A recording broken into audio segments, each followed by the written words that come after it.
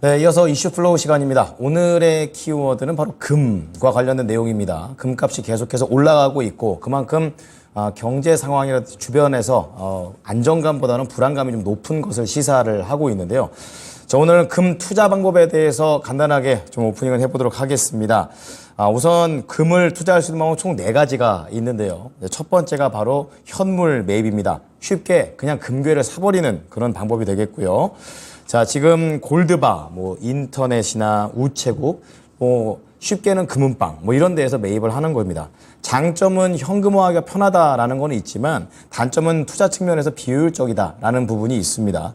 금 세공 제품을 살 때는 부가세 10%에다가 세공비가 더 붙기 때문에 투자적인 관점에서는 그닥 매력이 없다라는 거 우선 좀 알고 계시면 좋을 것 같고요. 이제 두 번째가 투자자 입장에서는 이제 한국거래소를 이용을 하는 겁니다.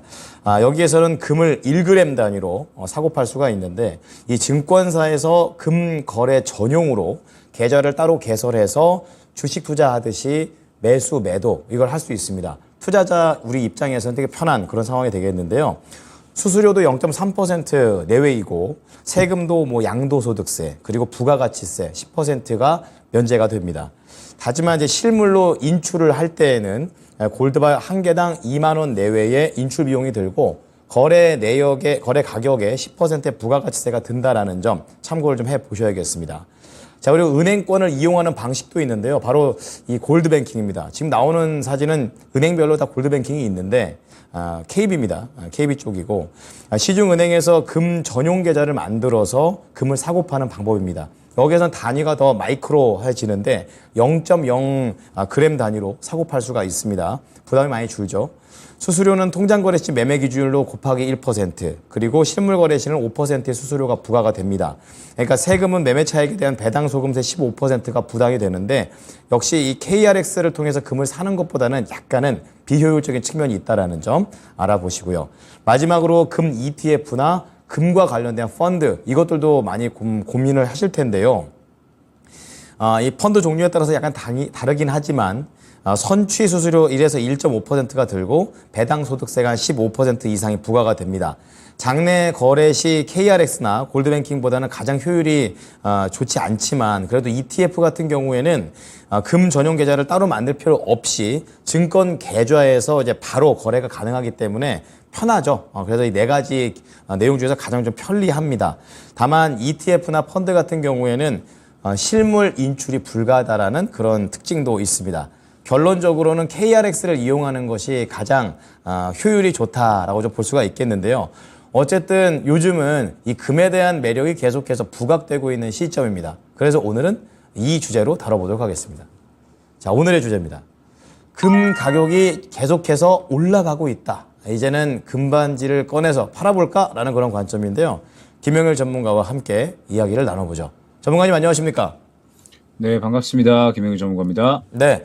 자, 오늘도 김영일 전문가는 금과 관련해서 좀 말씀을 좀 해주시겠는데요. 3가지 플로우로 보도록 하겠습니다. 자, 첫 번째는 안전자산 선호 현상이 좀 계속 이어지고 있다는 점. 그리고 관련된 종목들을 어떻게 봐야 되는지, 단기적인 흐름인 건지 알아보고요. 마지막에 전략까지 함께 보겠습니다. 자, 시장이 참 쉽지가 않다 보니까 위험자산보다는 안전자산에 대한 매력도가 좀 올라가는 시점입니다. 자, 이 시점에서 선호현상 어떻게 나오고 있는지 궁금합니다. 네, 일단은 아마 오늘 시장이 다들 그렇게 썩 마음에 들지는 않으실 것 같아요. 어제 미증신 같은 경우는 그래도 어느 정도 반등까지 나와줬는데 지금 이제 시장에서 굉장히 안 좋은 이야기들, 그러니까 전쟁이라든지 아니면은 국채금리라든지 좋지 않은 이야기들 계속해서 좀 나오다 보니까 이러한 이야기들 쪽에 조금 더 우리 시장은 좀 집중을 하는 것 같습니다. 오늘도 추가적으로 하락을 하고 있는데 오늘 시장에서 상승 나오는 종목군들을 보게 되면 결국에는 이제 일부 화장품 종목들, 그다음에 지금 또 이제 상승이 나오고 있는 천연가스나 혹은 이제 방산주 역시나 이 전쟁 쪽에 상당히 이제 집중하고 있는 그러한 시장이 상황이다라고 이제 보시면 될 것 같은데 여기에서 이제 하나 더 이야기를 할 만한 부분이 바로 이제 금인 것 같습니다. 지금 금의 총 공급량이 약 한 20만 톤이라고 합니다. 생각보다 얼마 안 되죠. 글로벌적으로 이제 이 금의 총 공급량이 약 20만 톤 정도가 되는데 지금 상황에서 이 금이 계속해서 이제 한정되고 있고 어느 정도 이제 좋은 자산이다라고 이야기가 나오는 부분이 무엇이냐? 이 글로벌적으로 남은 채굴 가능한 금의 양이 약 5만 4천 톤밖에 되지 않는다라고 해요. 연간 채굴량이 약 한 2,500에서 3천 톤 정도 되니까 향후 20년 내에는 금이 완전히 고갈될 것으로 예측이 되고 있는 그런 상황입니다.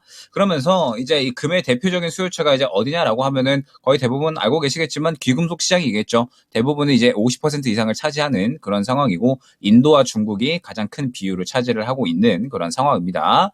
그리고 이제 뭐 두 번째 수요처는 각국의 중앙은행이죠. 이 중앙은행들도 이제 금을 투자하고 뭐 금 관련된 상품들도 만들고 하면서 이 금으로 이제 수익을 보거나 트레이딩 하는 등의 이런 이제 매매 형태를 띠고 있다라고 보시면 될 것 같고 뭐 세 번째는 투자자, 우리 같은 이런 투자자들을 생각을 하시면 될 것 같습니다.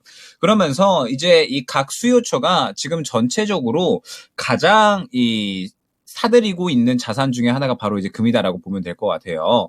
보통 이제 금리 인상 시기에는 금이 매력적인 투자처로 나타나지는 않죠. 왜냐라고 하면 이 금리 인상 시기에는 당연히 금리가 올라가게 되니까 이 통장에만 돈을 집어 넣어놔도 이자가 나오다 보니 금은 보통 매력적인 투자처로 떠오르지는 않습니다. 그런데 이 금이라는 게 공포에는 수혜를 받는 상품이다라는 부분을 한번 생각을 해보시면 좋을 것 같아요. 최근 시장이 워낙에 이제 공포감이 좀 큰 상황인 것 같습니다. 일단은 지금 현재 이 국채 수익률 상승세에 대한 부분들 계속적으로 이제 지금 이 국채에 대한 이 상승세가 나오게 되면서 아무래도 이 채권에 투자를 해야겠다라고 생각하는 투자자들이 많아질 수밖에 없겠죠. 그런데 현재 상황에서 역시나 이스라엘과 그다음에 팔레스타인의 전쟁이 벌어지고 있다라는 부분이 역시나 이 금이 강세를 보이는데 가장 큰 이유다라고 이제 보시면 될 것 같습니다. 지금 금 가격이 사실 지정학적 리스크가 벌어지기 전에 이달 초 그러니까 이 7개월 만에 약 한 온스당 1,830달러 선까지 이제 떨어졌었거든요. 그런데 지금 전쟁이 터지게 되면서 이스라엘과 팔레스타인 간에 이제 전쟁이 터지게 되면서 최근에 약 거의 2,000달러 근처까지도 이제 올라오는 그런 이제 모습을 확인을 할 수가 있습니다. 지금 계속해서 이제 안전자산에 대한 심리가 강해질 수밖에 없는 상황이고 지금 또 이제 미국의 이제 이 경기 침체에 대한 우려감들이 또 커지고 있는 상황이죠. 그러다 보니까 안전자산에 대한 심리는 더더욱 더 강해질 수가 있다라는 부분을 한번 생각을 해보시면 좋을 것 같습니다. 지금 뭐 채권도 마찬가지인 상황이고요. 아무래도 이스라엘과 지금 현재 이 팔레스타인 간의 전쟁이 지금 이제 강도를 좀 계속해서 높여가고 있는 상황이잖아요. 여기에 지금 이란까지도 참전에 대한 혹은 이제 어떤 대응에 대한 이야기들을 하고 있는 상황이라서 전쟁에 대한 어떤 확전에 대한 분위기들이 계속해서 이제 나타나는 이상은 금 가격의 상승도 어쩔 수 없는 부분이 아닌가라고 생각이 됩니다. 자, 그러면서 결국에 이제 금 가격 같은 경우에도 이번 FOMC가 또 분기점이 될 수 있지 않을까라고 생각이 되고 있어요. 지금 이번에 이제 이야기 나오는 것들이 무엇이냐? 가격이 이제 2,000달러 이상까지는 어느 정도는 예측이 되고 있는 상황이에요. 그런데 이제 주요한 저항대로 이제 인식이 되고 있는 2,060달러대를 돌파를 할 수 있을지, 그러면서 신고점을 기록을 할 수 있을지, 역시나 이 부분이 또 어느 정도 주목을 받고 있다라고 봐야 될 것 같거든요. 그럼 결국에는 이제 이번 FOMC에서 또 어떻게 발언이 나오는지에 따라서 상대적으로 이제 이번 FOMC에서 이 매파적인 발언이 나오느냐, 비둘기적인 발언들이 나오느냐, 그러면서 시장이 살아나느냐 그렇지 않느냐에 따라서 또 안전자산에 대한 투자 심리가 강해질 수가 있겠죠. 그렇기 때문에 지금 현재 상황에서 이제 이 금에 대한 수혜를 받는 종목이 또 어떤 종목이 있는지, 그리고 그 외에 안전자산으로 또 이제 평가받는 이런 이제 또 종목들, 관련된 종목들은 어떠한 종목들이 있는지를 한번 살펴볼 필요성이 있을 것 같습니다. 네, 자 말씀을 해주시는 동안 금의 실시간 선물 거래 시간을 좀 보고 있었었는데 7월 말에 고점을 찍었던 가격을 지금 이제 거의 도달을 해가지고 한번 쭉 내려갔다가 바닥 찍고 올라오고 있는 금값이 되겠습니다. 현재 2,005달러 정도 움직이고 있는데요. 그럼 관련 종목들과 관련해서 어떻게 관점을 좀 갖고 계십니까? 네, 역시나 금 관련된 종목이라고 하면은 엘컴텍이 가장 대표적이자 사실 가장 또 이제 이 민감하게 움직이는 대장주라고 봐야겠죠. 그래서 금 관련주 하면은 딱 엘컴텍 이 종목 하나만 보시면 될 것 같습니다. 사실 이번 달에 또 워낙에 매매가 많이 되었었던 종목이죠. 지금 보게 되면 윗꼬리 그렸다가 또 떨어졌다, 윗꼬리 그렸다 떨어졌다 계속해서 반복하는 움직임들이 나오고 있는데 결국에는 이제 전쟁의 상황에 대해서 반응이 나왔다가 무언가 또 이제 가라앉은 듯 하면은 차익 실현 나오고 이런 식의 움직임이 계속해서 나타났다라고 보시면 될 것 같습니다. 그래서 결론적으로 오늘 이렇게 이제 상승이 나오는 부분은 일단 금 가격이 2,000달러를 돌파를 했다라는 점, 온스당 2,000달러를 돌파를 하게 되면서 의미 있는 가격대를 다시 넘게 됐다라는 점. 그 다음에 지금 오늘 결국 시장도 보게 되면은 하락을 하는 가운데 천연가스 혹은 이제 방산 관련된 종목들이 계속해서 상승이 나오잖아요. 결국에는 전쟁에 대해서 지금 시장이 계속해서 주목을 하고 있고 전쟁의 이슈에 따라서 왔다 갔다 하는 상황들이 계속해서 나타나고 있다라고 봐야 될 것 같습니다. 그렇기 때문에 결국에는 큰 관련주인 엘컴텍이 계속해서 쭉쭉쭉 상승이 나오는 모습을 확인을 할 수 있다라고 생각을 해보시면 될 것 같아요. 자, 그러면 엘컴텍을 지금 현재 상황에서 길게 봤을 때 엘컴텍이 오늘 들어온 수급이 최근 반년 동안의 가장 큰 수급인 부분은 분명하게 확인을 할 수가 있을 겁니다. 그러면 지금 현재 상황에서 혹시나 이제 오늘 투자를 하셨거나 갖고 계시는 분들은 지금의 단가부터 좀 집중을 해보시면 좋을 것 같아요. 보게 되면 앞선 구간의 매물대는 전체적으로 소화를 해준 단가이기는 하지만 현재 구간으로부터 또 윗구간에 새롭게 매물대가 형성되는 구간이기도 합니다. 즉 1850원대가 가장 주요한 지금 상황에서의 매물대로 작용을 하는 단가다라고 보시면 될 것 같거든요. 그렇기 때문에 이 1850원을 돌파를 해준다라고 했을 때 엘컴텍은 2000원까지도 기대를 해볼 만할 수가 있겠지만 지금 현재 상황에서 만약에 이 구간을 뚫어주지 못한다라고 하면은 차익 실현이 나올 수 있는 가능성 또한 생각을 해야 될 것 같습니다. 그렇기 때문에 지금 현재 엘컴텍은 아무래도 이제 조금 더 보유자의 영역 쪽으로 지켜보시는 게 좋을 것 같고 신규 매수를 하기에는 이제 현재 단가가 매물대 구간이기 때문에 약간은 부담스러운 구간이다라는 점을 생각을 해보시면 될 것 같습니다.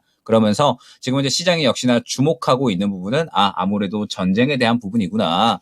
지금 보게 되면 오늘 같은 경우에 GSA 같은 이런 이제 천연가스 종목들, 뭐 그다음에 뭐 유가 관련된 종목들 보게 되면 다 흐름이 좋아요. 흐름이 지금 계속해서 좋고 수급 또한 굉장히 긍정적인 모습을 확인을 할 수가 있습니다. 아무래도 이번 주에 추가적으로 트레이딩 한번 할 만한 또 구간을 주지 않을까 생각이 되거든요.